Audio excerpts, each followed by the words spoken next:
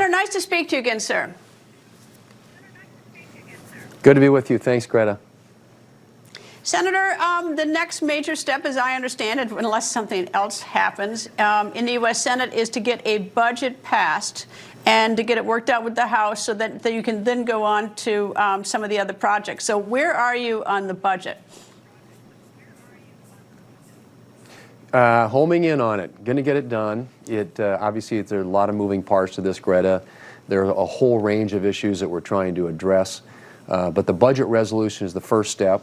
And House and Senate have to pass the same budget resolution. That particular legislative vehicle doesn't have to be signed into law by the president, but it unlocks the next piece, which is what we call budget reconciliation. And that is where you are making law, and that's where the really hard work gets done. But it's got the blueprint. The budget resolution has to be passed first.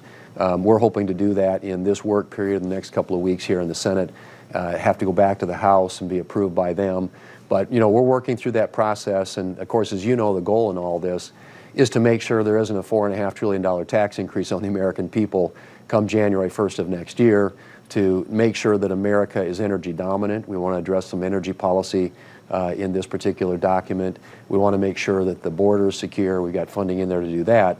And we want to rebuild our military so that the United States is able to defend ourselves and protect American interests around the world. Those are all issues that we intend to address in this budget reconciliation document, which is set up by the budget resolution, which we will hopefully act on, if not next week, the week after. I'm not nitpicking. I don't pretend to know how to do this, and I've been around Washington long a time, but what takes so long? I mean, why is it that it takes so long to get to this? Well, I mean, it is all the things that I mentioned. There are, you got 100 United States senators, but more importantly with this allows you to pass legislation with 51 votes in the Senate. And as you know, most consequential legislation generally takes 60. It takes a supermajority in the Senate. But this enables us to do things at 51. But that means we've got to get all Republicans on the same page.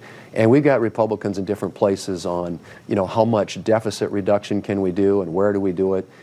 In the tax area, there are people who have great ideas about things they want to do in terms of tax cuts, but it's trying to marshal 51 votes in the Senate and 218 in the House behind the same document where you get everybody rolling in the same direction is the challenge. It's got a ton of moving parts. It's very complicated. I've been through this before, but we're going to get there. And I think we've made a lot of really good progress this week. We've had several meetings with Republican senators, and I think we're homing in on the result that will enable us to keep this process moving forward and ultimately get something on the president's desk. Well, you have a little more breathing room than the Speaker of the House in terms of the majority in the Senate, but how do you actually do this? If you got a few stragglers, do you bring them into your office? I mean, do you promise things? I mean, in order to achieve that, because just a few can hold you up. That's right, and it is. Everything you just said. It's individual meetings, it's meetings in small groups, it's having other people talk to senators, it's having the president, if necessary, or people from his team at the White House weighing in on the importance of getting this done and getting it done in a timely way. There are a lot of things that we're going to try and accomplish through this budget reconciliation exercise, as I mentioned, and if we don't get it done, then, at the end of the year, you're going to have the taxes going up on working families across this country. You'd have the child tax credit cut in half. You'd have the standard deduction go back by about 50% from where it is today. And so you'd see this big tax increase. We've got a huge opportunity in America to become energy dominant. And so we're really working on some energy policy in here that we think puts the United States in a position where we can not only address our own energy needs, but hopefully help out with some of our allies around the world. And of course, as I said, securing the border has always been a priority, and national security, military readiness also. So these are all elements that are going to be included in this package, and getting it right and then trying to figure out how do you satisfy 51 Republican senators, many of whom come from different parts of the country and have very different political views on some of these issues, and 218 in the House. So I always tell people the magic numbers, when they ask me, can you do this, can you do that, the magic numbers are 51 and 218. Well, we used to always hear years ago that when Speaker Pelosi was Speaker, that she would pull parking spots and give little offices to those stragglers that she couldn't get on board because she's quite a brawler. I don't see you're more of a Midwestern gentleman, so I don't see that. I'm sure you have your own method. All right, Social Security and Medicare left alone, and Medicaid. Well, so Social Security and Medicare, Social Security is not eligible for consideration in budget reconciliation by law, so you take that off the table.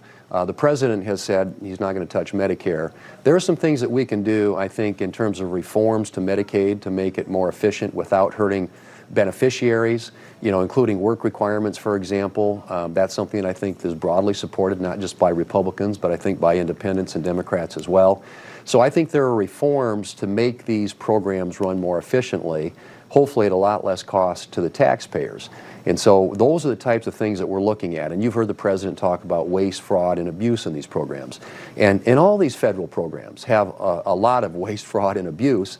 And so we're trying to identify that, work with the administration, and come up with solutions that we think allow government to operate more efficiently, hopefully at less cost, modernize it through technology.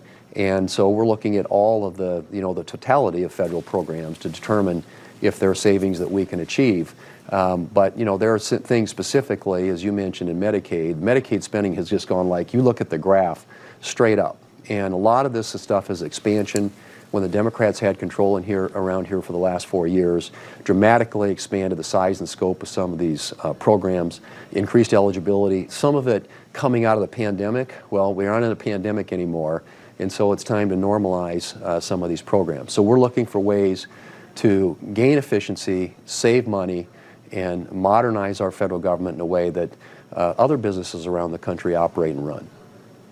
All right, Elon Musk is in the executive branch. He's the Doge guy over there. Is there any self-reflection expected in terms of saving money in the United States Senate? Will there be any sort of Doge-type review to see whether or not there might be some waste and I don't want to use the word fraud, but there's some waste in the Senate? I realize it's smaller, not a lot, but... Right. I mean, and of course, the operation here relative to the rest of the federal government, as you point out, is relatively small by comparison. But no agency or entity of government ought to be exempt from this. I mean, we ought to be drilling down, whether it's the United States Senate or the House or the White House or the Department of Education, obviously, which is where we think we can find a lot of savings. But every agency of government ought to be subject to this effort. And Elon Musk and Doge, I think, is looking again at the totality of the government to try and determine if there are ways we can do things better and more efficiently. And in this kind of a scrub of our federal government is long overdue. It really is. We've needed this for a long time, and I think the American taxpayers demand and deserve that, and we need to make sure that we deliver for them. And so I just met this morning with some officials from the White House, from Russ Vought from OMB, as well as Kevin Hassett, the President's Council of Economic Advisors, and some folks from Treasury to talk about how can we incorporate these Doge savings into legislation that Congress can act on. And there's some conversation around a rescissions bill, which is a mechanism whereby we can find some savings if the White House suggests it. So we're working with them, all driving in the same direction. All right, I have to ask you about, and I'll just give you a term that others would probably use, Signalgate. We've all seen that the world's watching, right. And maybe even listening and reading texts. What's your thought on this? Well, first off, I think what's getting lost in all this, Greta, and again, I would be the first to say, and I have said, and the White House has said this, that there were mistakes made. We've got to own up to those and make sure that we fix those issues and something like that doesn't ever happen again. But you got to remember that how effective that strike was. I mean, it was executed perfectly, got the desired result, yes, and you're correcting a problem that the Biden administration left us with. I get that, but the reaction from the White House, at least from Secretary of Defense, when he got caught, not that he did anything, not that he intended to do anything, was to go after the journalists who actually waited to reveal it, and that sort of the job is for us to be very scrupulously watching our government for mistakes. Right, and I don't think that that's, I mean, I think the approach in this ought to be, in my view at least, again, own it. You know, this was a mistake, clearly, and I think it's important that they acknowledge that and that they articulate how they're going to make sure and fix and ensure that doesn't happen again.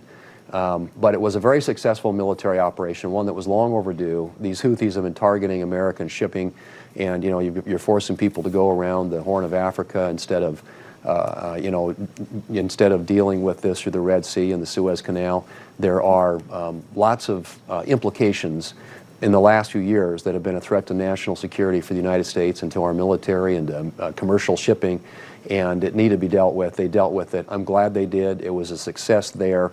This issue, however, is something that has got to be dealt with, and the way to deal with it is to acknowledge it and just say, mistakes were made and we're going to fix it. And I always, it's a lucky accident. It's never going to happen again. I'm quite sure we've learned. Anyway, Senator, as always, thank you, sir. Good to be with you. Thanks, Greta. Take care. Go Packers. Thank you, sir. Yeah, indeed.